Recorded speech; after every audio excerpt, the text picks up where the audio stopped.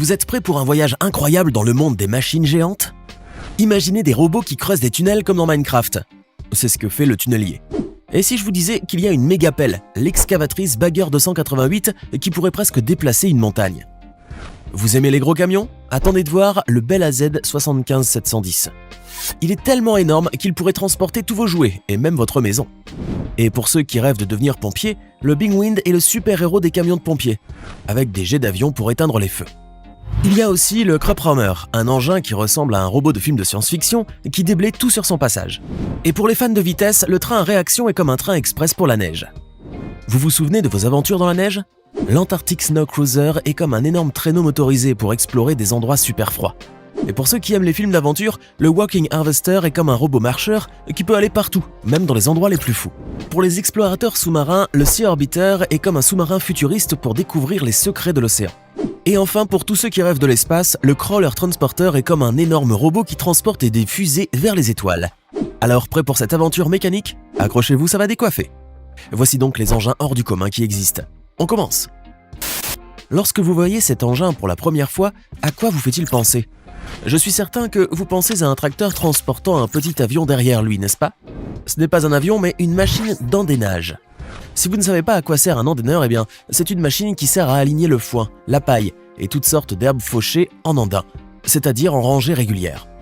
Mais l'avantage avec ces endéneurs, à 4 rotors qui ont été lancés il y a quelques années et que vous voyez là, c'est qu'ils permettent de réaliser le travail avec efficacité et précision, sur des largeurs qui peuvent aller jusqu'à 15 mètres.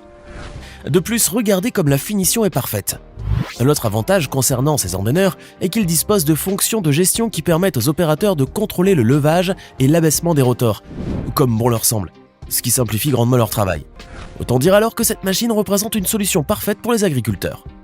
L'agriculture est un domaine où l'on a souvent besoin de machines ou de véhicules spéciaux, comme les tracteurs par exemple. Et certains sont vraiment impressionnants. Et oui, même dans ce domaine, on parle parfois de technologie de pointe, d'innovation et de systèmes révolutionnaires. Vous pensez avoir tout vu? N'en soyez pas si certain, car je suis sûr que vous n'avez encore jamais vu un tracteur comme celui-ci. Avouez que c'est bien la première fois que vous voyez un tracteur monté sur 8 roues. Ce véhicule extraordinaire est l'œuvre d'un fermier italien. Regardez un peu comment il circule. Vous vous demandez certainement comment fait ce conducteur pour monter à bord de son tracteur, et s'il a besoin d'une longue échelle pour cela. Eh bien non, l'inventeur de ce tracteur a réussi à créer un système qui permet de superposer automatiquement les roues les unes sur les autres et de les soulever ou de les abaisser à sa guise. Et puis cette œuvre n'aurait pas vu le jour pour rien. En effet, l'avantage de ce tracteur est qu'il donne aux fermiers la possibilité d'arroser les plants dans un champ de haut, comme ces plants de maïs, sans les abîmer. Et voilà, n'est-ce pas une idée de génie? En revanche, ce tracteur n'est pas le seul véhicule bizarre au monde. En voici un autre que l'on a trouvé au Pakistan. Regardez bien les 2 roues avant. On dirait qu'elles proviennent d'un autre véhicule, n'est-ce pas? Et puis, ce tracteur-là, qu'en dites-vous? Avez-vous déjà vu un véhicule pareil capable de s'enfoncer tout seul profondément dans le sol? Certainement pas. Je vous disais bien que vous n'aviez pas encore tout vu. Cependant, il faut vraiment être très habile pour pouvoir manier tous ces tracteurs. Qui d'entre nous n'a pas rêvé un jour de monter à bord d'une voiture volante pour survoler tous les bouchons et arriver à l'heure au travail ou à l'école? Eh bien, ce rêve sera bientôt disponible. Non, ce n'est pas une blague. En 2025, vous pourrez enfin voir des voitures survoler le reste des véhicules. D'ailleurs, les 2 premiers vols de ces voitures volantes de fabrication chinoise ont déjà eu lieu à Guangzhou, en Chine, mais aussi sur l'île de Palm Jumeirah, à Dubaï, sous le regard ébahi de tous ceux qui ont afflué pour contempler le spectacle. Et pour un spectacle, c'en était vraiment un. Grâce à ses 8 hélices, la voiture a pu s'envoler jusqu'à une altitude de 30 mètres, puis redescendre au sol tout doucement.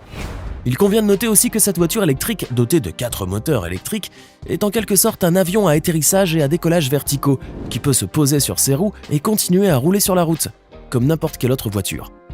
On peut dire alors que le pari était réussi, et que la voiture volante dont on a longtemps rêvé est devenue une réalité. Évidemment, cette invention révolutionnaire pourrait changer la vie de beaucoup d'entre nous, et même apporter de grands changements au transport urbain en réduisant notamment les embouteillages. Certes, il s'agit d'une invention qui pourrait être très utile et pratique, mais pour pouvoir acquérir cette voiture, il faudrait débourser la somme de 130 000 €. Une petite fortune tout de même. Mais qui sait? La Chine pourrait bien vendre ses voitures volantes à ceux qui ont les moyens de s'acquérir ces petits bijoux, et ainsi, elle pourrait atteindre son objectif en remportant un marché de 1 billion de dollars, soit à peu près 950 millions d'euros. Pas mal.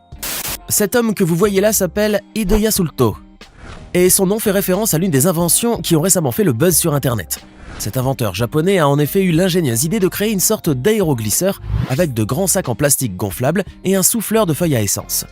Pour réaliser ce prototype, cet ingénieur qui s'y connaît en moto a fait appel à ses connaissances dans ce domaine. Et ça a marché. Hide Yasuto a réussi à relever le défi et a même pu présenter son invention en 2022 à la Maker Faire Tokyo, l'événement international qui permet d'exposer toutes sortes d'inventions. Ceux qui sont habitués à faire des petits tours sur l'eau à bord des aéroglisseurs aimeraient bien enfourcher celui-là. Le seul petit inconvénient est que le souffleur de feuilles à essence utilisé dans cet aéroglisseur est bruyant. C'est pourquoi il faudrait porter un équipement de protection auditive afin de ne pas trop souffrir du bruit. N'oubliez pas de cliquer ici pour vous abonner si vous aimez cette vidéo et d'activer toutes les notifications pour ne rater aucune de nos prochaines vidéos. On continue.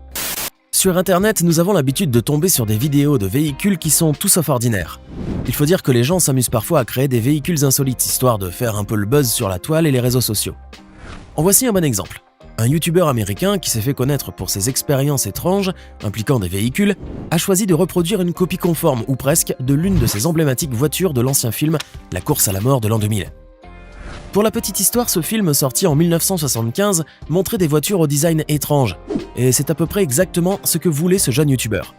Créer un véhicule tout aussi étrange. Qu'a-t-il fait alors? Il a créé des drôles de roues à pointe, a pris un pick-up et y a placé les roues dans le but de conduire le véhicule bien entendu. Malgré la tentative de le faire sur un sol gelé et les dégâts qui s'en sont suivis, le véhicule a pu avancer. Quoique, il est difficile de dire si l'expérience menée par ce youtubeur a réussi ou pas, étant donné l'état final dans lequel s'est retrouvé le pick-up.